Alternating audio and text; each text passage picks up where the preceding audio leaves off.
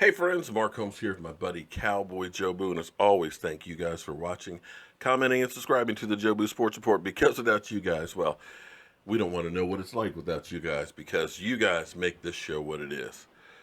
What a difference a game makes. And it was pretty funny today listening to Sports Talk 980, the Washington Redskins channel owned by Dan Snyder, and listening to them, and I swear, if you took out Washington Redskins and inserted Dallas Cowboys, that's exactly how we sounded last week.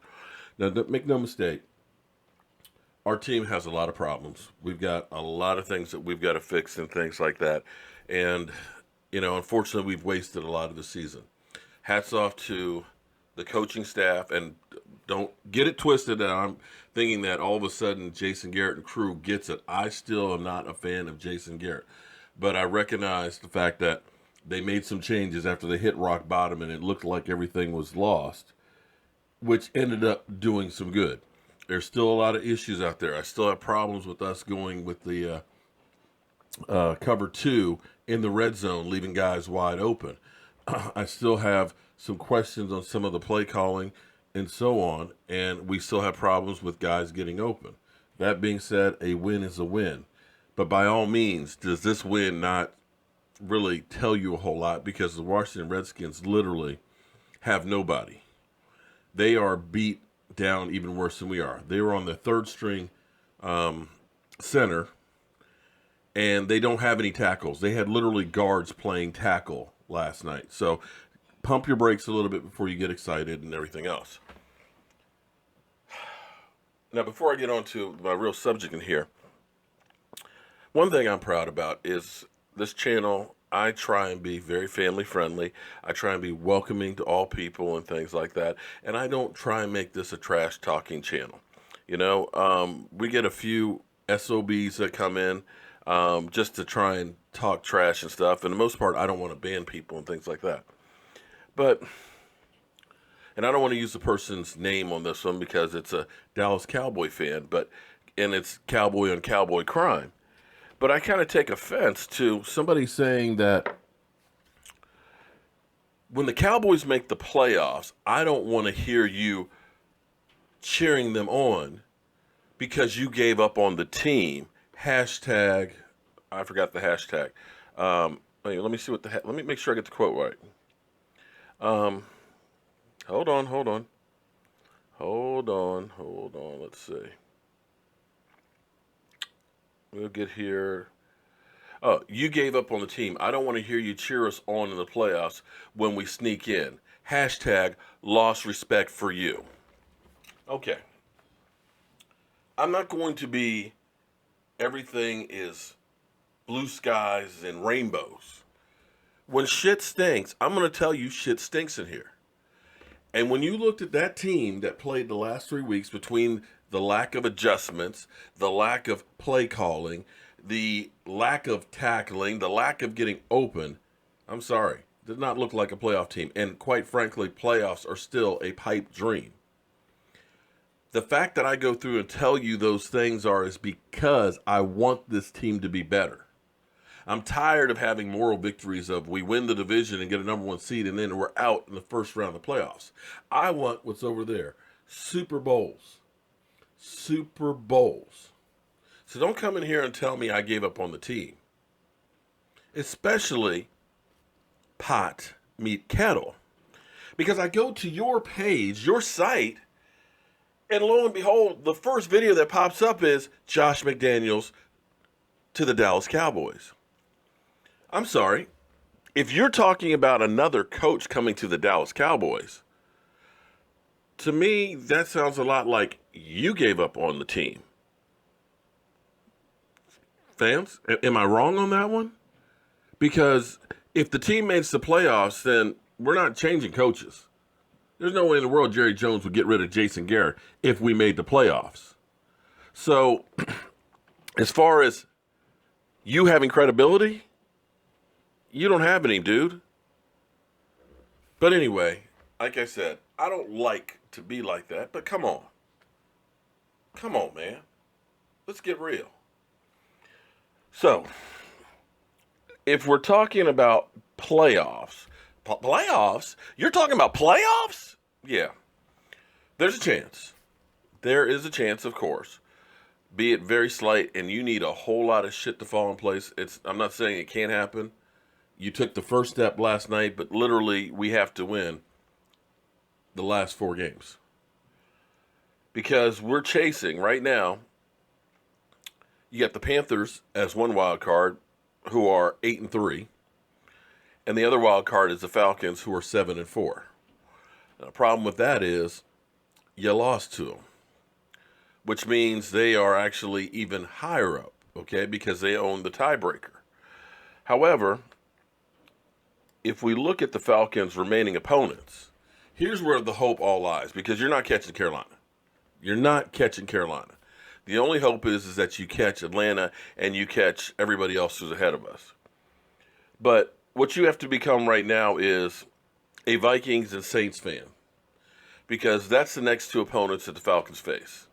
They play the Vikings, the Saints, then they play at Tampa Bay, at New Orleans again, and at the Panthers. So they've got, of their 5 games, they've got 4 of them of teams that are in the playoff chase, and very well in the playoff chase. Because the Saints, you've seen what they've been doing all season. The Panthers, well, they're another one of seeds. Vikings.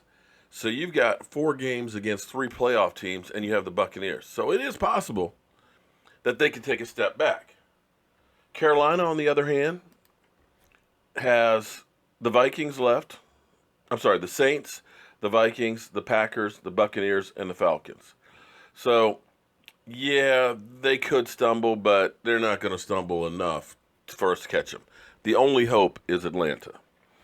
All right, now, you've got the Seahawks that are 7-4. Their next opponents, they play the Eagles, which means we need to root for the Eagles. Ugh. We need the Eagles to win and go ahead and take care of the division and get that out of the way. Then they play the Jaguars, which are right now in the playoffs. Then they play the Rams, and then they play us and the Cardinals. Well, that's a pretty tough road to hoe. Their defense is not the same, and we'll have Zeke Elliott when he comes back. So you got a good chance of winning that one. The Lions at 6-5. They play the Ravens, who are in the playoff chase, so the Ravens have something to play for. Then they play at the Buccaneers, okay, at the Bears, at the Bengals, and then the Packers. Right now, that's not that tough a road to hoe. The best team they're facing right now is the Ravens, and they're half a game ahead of us right now. Don't know how the tiebreakers work on that one, but that's one to worry about. And, of course, us, we took care of the Redskins last night. We got the Giants next week, which we've got 10 days between now and then rested. They've already packed it in.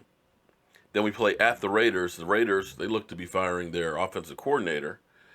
We got the Seahawks, which we'll need to beat to take care of getting ahead of them. And then you've got the Eagles, which have nothing to play for. We'll probably pull a Dallas Cowboys and rest players. So it is possible. It looks a lot better today than it did yesterday. But we also have to worry about the Green Bay Packers, who right now are half game behind us. Now, Aaron Rodgers possibly could be coming back. They've got the Buccaneers, which is a winnable game. The Browns, they got the Panthers, which I don't see them doing there, and they got the Vikings, and then they got the Lions. So you got to worry about them being tied with us because they own the tiebreaker since they beat us. So that's where we stand right now as far as playoffs picture goes. It's not impossible, but a lot of things have to go your way. And the first thing you've got to do is you got to win out, and then you've got to get help from others. Now, possibly, maybe the light bulb went on with the team this week. Maybe Jason Garrett and coaching staff realized we got to do some other stuff, and maybe they're getting it. But it's still not a lot of hope to get in. Better than yesterday because you were on a 3-game losing streak. But only thing you can do at this point is play one game at a time, starting with the Giants. Which brings me to my next point. I'm thinking about going up to New York for that game and doing a tailgate. And so I want to gauge some interest from you guys if anybody's going to be going to that game, whether or not you think it's a good idea or if you'd like to be part of one. If we do, what we'll do is the Jay Novacek helmet here. If we're doing another fundraiser again, we'll do a raffle for this. So if you donate some money to the tailgate, we'll do a raffle and a drawing at the tailgate and stuff for a winner on this. But let me know if anybody's interested, if anybody's going to that game or would like to go to that game, because it's only about a 3.5 hour drive for me and crew, and we can go ahead and pack all the stuff up and do another tailgate Jobu style with the Giants. And anybody who's interested in going. Right now, the tickets are dirt cheap. Upper level seats are $75. Some of the end zone seats are $120 lower level. So if you're close by and really want to see a game or see the Cowboys, it's definitely a lot more affordable than good old AT&T. So as always, friends, I want to thank you guys for watching, commenting, and subscribing to the Jobu Sports Report. Because without you guys, well, I just go nuts.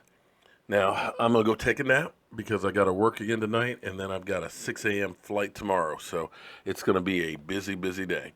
Hope you guys have a great Friday, and I'll see you soon. When I came up in here, I knew it. So I was so confident the whole time. I'm trying to tell you right now, I ain't scared. You know what I'm saying? So, my brother here behind the camera, thank you for hanging out. We had a great time, and my husband, go ahead, baby, say something. Shout out. Mic check 1 2 1 2. How about them Cowboys? And did you guys enjoy yourselves? Yeah. Oh, good. Yeah.